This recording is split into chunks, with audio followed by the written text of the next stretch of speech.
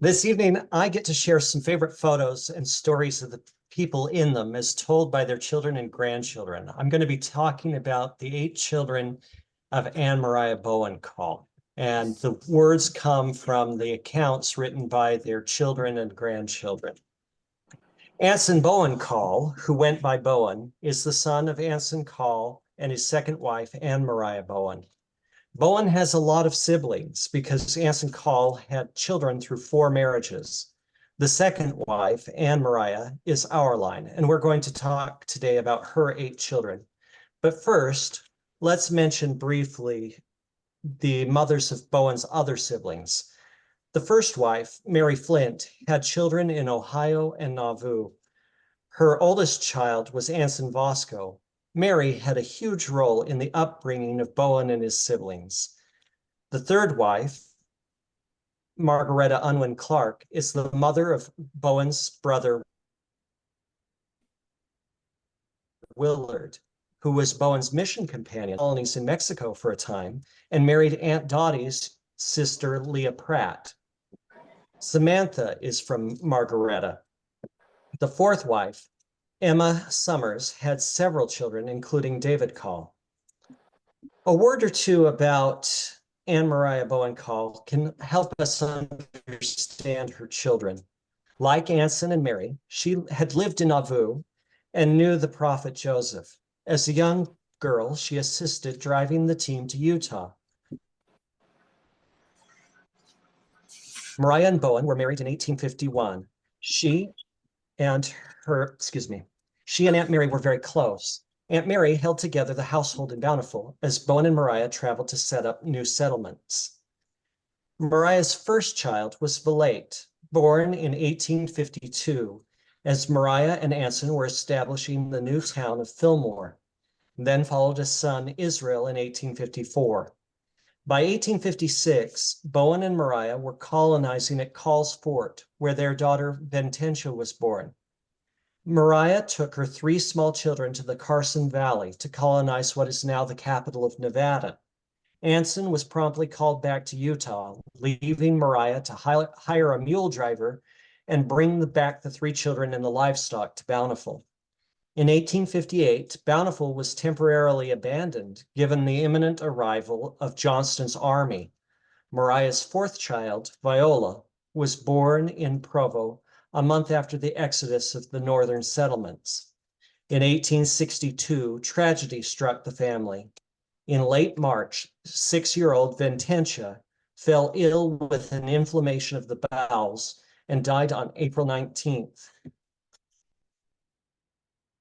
After 3 weeks of suffering, Viola also fell ill. She was baptized in May and died in June of 1862. In one spring, Mariah lost 2 of her 4 children, leaving Israel and Viola. Mariah and Anson had 2 more children. Bowen was born in October 1863, her first child born in Bountiful. Harriet Louisa was born in Bountiful in 1866. Shortly after Harriet Louisa was born, Anson divorced Mariah. Mariah arranged for the first wife, Mary, to care for her children, and then departed for her mother's in Springville, taking Harriet Louisa, who was still nursing. Mariah married William Billy Lloyd in 1870. Mariah and Billy had a son, George William Lloyd, in Ogden in 1871, who only lived 6 hours. The newspaper mistakenly listed the baby's name as James William Lloyd, but a record in Mariah's own hand confirms his name as George. Around that time, Anson sent Israel to bring Harriet Louisa back to Bountiful. Mariah appears to have not resisted the heartbreaking separation, knowing that Louisa would have more opportunities with her father in Bountiful. Mariah's last child, Mary Mariah Lloyd, was born in Silver City, Juab County, Utah, in 1874. Mariah and her daughter Mary moved back to Bountiful in 1892, where Mary enrolled in school with her nephew, Israel Jr., who was 1 year younger than she was. She became engaged to Schuyler White, the younger brother of her sister-in-law, Medora White Call. Everyone was shocked when Mary contracted typhoid doing washing in Salt Lake City and died 2 weeks later in Israel's home As her obituary reads, her age was 18 last March. She had formerly resided at 9 Mile, Idaho, in a non-church element, but she, being an exceptionally good girl, was true to the cause of Christ. She and her mother were received as members of the East Bountiful Ward about 2 months ago. She wore a ring presented by Schuyler White, a nice young man of Farmington, which, however, was only a ring of friendship when presented, but the two were engaged since. She called for him during her sickness as long as she could speak, and when too low to speak, she turned her head when a wagon stopped in front of the house to see if it might be him.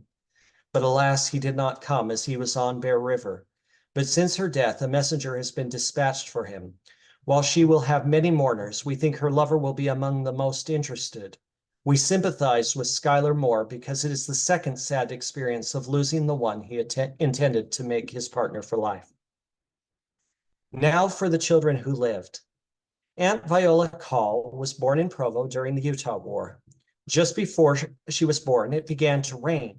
Mariah said it rained so hard she and Viola were both soaking wet, and neither of them caught cold. Anson called her his little curly-haired girl. Back in Bountiful, Viola was learning to talk when she went out to play while a man was cutting kindling with an axe. She was accidentally hit in the head and suffered internal bleeding, affecting both her hearing and her speech. She had no schooling to speak of because of her hearing and could write little beyond her own name. Mariah taught her the art of reading lips. One had to be very careful around her if they didn't want her to know what they said. If she just saw the side of one's face, she could tell what was said, and she found out a lot of things she wasn't supposed to know. Sometimes she would ask men to lift up their mustaches so that she could understand what they were saying. She was very efficient with her housework, sewing and knitting, both lace and stockings. She made very beautiful quilts. In youth, one of her jobs was to pick mulberry leaves to feed her father's silkworms. She grew to young womanhood and met James George, who was a convert from England. They were married in the Endowment House in Salt Lake, November 6, 1879. She and her husband worked in the Call Dairy in Woodruff for about a year and then moved back to Bountiful. She had a family of 9 children, 7 boys and 2 girls. She was blessed with an instinct of telling when any of her children were crying. She and her husband felt like they had successfully raised their family. All of them were married and sealed in the temple. After most of her family were grown, Viola received an offer to teach at the School for the Deaf in Ogden. Her husband was afraid of Viola not being able to hear the cars and streetcars, so he objected to her going.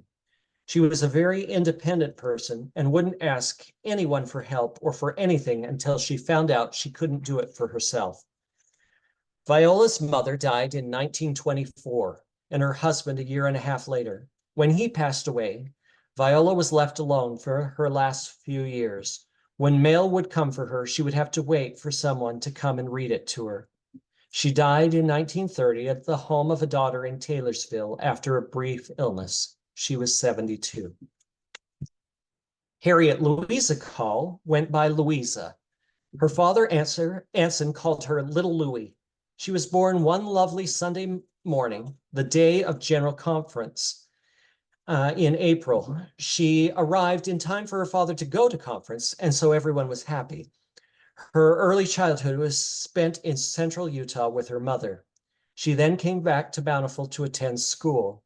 Her oldest brother, Israel Call, came out to get her in a big wagon with a team of oxen. She got tired on the long ride and curled up in the seat with her head in her brother's lap, and he would tell her about the big farm, her older brothers and sisters, and the big 2-story brick house where Louisa made her home with her father and his first wife, Mary. She went to school in the winter, worked on the farm in the summer. She would dry fruits and vegetables, feed the silkworms, cord, spin, and weave the wool, sew, cook, mend, and clean.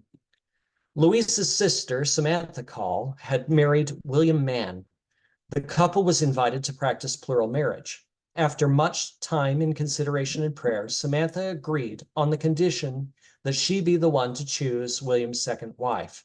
After 6 months of deliberation, she announced her choice. She would choose her sister Louisa. Louisa consented, marrying William Mann in the Logan Temple, and William and the 2 sisters forged what was a very successful plural household. 5 years after marrying Louisa, William was called on a mission to Kansas. Despite the fact that William could only leave them enough flour for a batch of bread and about 30 cents, the sisters were determined to keep William on his mission. A daughter recalled, "Mother was a prayerful person. She would have us kneel at her knee and hear our prayers. Sometimes, for extra money, she would wallpaper a room or two in homes of friends and neighbors. She was also a beautiful seamstress." Louisa became something of a sensation in Bountiful after giving birth to triplets. After they were blessed in sacrament meeting, Louisa insisted on taking them to get their photograph taken. One of the three died a week later, another a year later, but the third triplet grew up and had a family. All told, she had 13 children. In about 1912, Louisa contracted rheumatic fever and was ill for many months. She eventually recovered, but her heart was permanently affected. When her brother Willard returned to Bountiful from Mexico, she gave up her home for him and his family, and she moved in with her sister Samantha's family. Daughter Hilda recalls, "When I was quite young, my mother felt her children were not getting along as they should. Too much quarreling and contention in the family. So she told us of a plan she had in mind. This was for us to have one night a week, family night, to express ourselves and iron out any problems we had with each other. We soon found out that we didn't have any problems, and we enjoyed those evenings so much. When our church recommended home nights, our family had been doing this for years. The family would sing together, and they were all taught to dance. Eventually, Louisa developed asthma. She would get up from her sick bed and go to help someone who she thought needed her. In her later years, she spent much of her time doing temple work. She passed away November 16th, 1932, at the age of 66. His parents' divorce was very hard on Uncle Israel. He became quite rebellious and nearly broke off relations with his father until he had a pair of dreams that altered the course of his life. After the first dream, he had made up his mind to overcome his weaknesses, to reform, to quit using tobacco and liquor, abandon the use of bad language. He commenced an evening gospel study. Then he had a second dream in which he saw his grandfather Cyril, who had been dead less than a year. Israel asked about his oldest brother Vasco, who had died, and about Mormonism. Cyril instructed him to follow the counsel of his father and of Brigham Young, and Israel committed to do so. He was as good as his word. He married Medora White in 1874 and Jane Lucinda Judd in 1880. With his family, he served a mission to live the United Order in Arizona in 1876. In 1883, he served an 8-month mission in Mexico. Israel's second wife was a widow, 5 years his senior, with 7 children. When he returned to Bountiful in the late 1880s, Jane did not come with him, remaining in Arizona under the care of her grown sons. Years later, when a granddaughter criticized the obviously difficult decision to take on a second ready-made family, he simply responded, "You do not know everything." Back in Bountiful, Israel served as postmaster and dedicated his life to caring for family. When his father Anson Call's health failed, Israel acted as nursemaid, bathing his father, turning him in bed, and changing his clothing. At this time, Anson admitted to his son that Aunt Mariah and her children had been treated unjustly.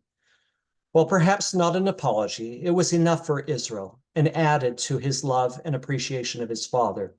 Anson blessed his son and told him that he should assume the responsibilities of patriarch of the Anson Call family. Israel protested that Chester was older. Anson answered that Chester would be the logical one, but since he was living in Idaho, some distance apart, it would serve the family better if the family patriarch lived in the vicinity of Bountiful. Although this authorization was never presented to or voted upon by the family, Israel felt a patriarch's responsibility for them.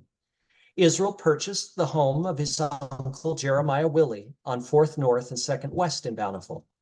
There, his mother lived out the remainder of her days. He eventually built a block home next door, where Aunt Dottie and her children stayed during the exodus from Dublin. Both homes, incidentally, still stand and are on the Bountiful Historic Home Tour. For the last 30 years of his life, he was a temple worker in the Salt Lake Temple. Uncle Israel checked into the matter of his parents' sealing. No cancellation of sealing was ever requested or granted. Uncle Israel was content that his parents had worked out their differences in the next life. For the last 10 years of his life, he was a patriarch in the church. Like his brother Bowen, he appeared to be concerned with making sure those he loved received proper burial. He, not the husbands or children, dedicated the graves of his two remaining sisters, Viola and Louisa. His obituary states, Mr. Call was one of Bountiful's best loved and most kindly characters, and was noted for his desire to help his fellow men. Always a contributor to the Red Cross Fund, it was recalled that he was one of the largest contributors when an emergency call for flood relief came a year or so ago. Like other great and good men, many of his kindly deeds remain unsung, and his name will be blessed for the help he has given the young and old alike. I'm very grateful for this opportunity to look into the lives of Bowen's siblings.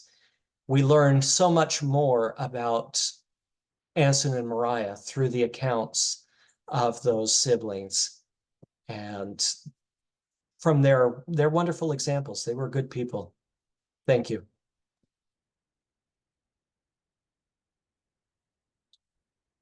Well, that was great, Michael, and I think that as we look at the history, as you mentioned, Israel was there to meet them when they came back from the Exodus in Dublin, and so they were a very close family when they could get together, and learning more about these is wonderful. Thank you. The Bountiful Papers actually are digitized for over 100 years. And so you search for Israel Call, you search for Viola George, you search for Louisa Mann, and you'll find all sorts of articles about reunions, 81st birthday of Anne Mariah, other types of fun information about the family in the newspaper accounts. Well, that's wonderful. I one of the things that I want to see our family do. There was a history published of Anne Mariah, and talking about the divorce, and it was written by Marguerite Sears. Are you familiar with that? I pulled on that in this. It's got information from Thora Watson, who is Thora Watson, yes. Israel's granddaughter. It has Athelia Sears from our line, and it has accounts from Leon Smith from Aunt Viola's and Hilda Mann Condi from Louisa's line. So that is a real treasure because it actually has accounts from all of 4 children with posterity of Mariah. Now, that book is copyrighted, and I can't find out how to get that book available to other members of the family. Do you know how we can get a hold of that to allow other people to see that? I would actually suspect it's not in copyright because anything published before about 1967 required a physical copyright symbol on it or the copyright was lost if it was published. So I can look into that, but it very likely is available. Okay, well, we would like to, I'd like to see that digitized and being able to provide other people. Divorce is something that was not even talked about much back then, and so it was very difficult to get information about it. And it was very nice to be able to see that Uncle Israel was so involved in wanting to be sure that everything was right, and he looked into the marriage, into the temple, and very concerned about his family, and not really feeling like Grandma Mariah was treated well. And one other thing, if you're interested in more details on the divorce, the Aunt Lorna's book has a great chapter on it. There's Gwen Marler Barney's book on Anson Colony, Rocky Mountain Prophecy, has a lot of that information. And on Family Search, Thora Call Watson's My Grandfather Israel Call also has a lot of information. So a lot of that information in that book that you're referring to is also found in other widely available sources. Okay. Oh, excellent. Very, very good.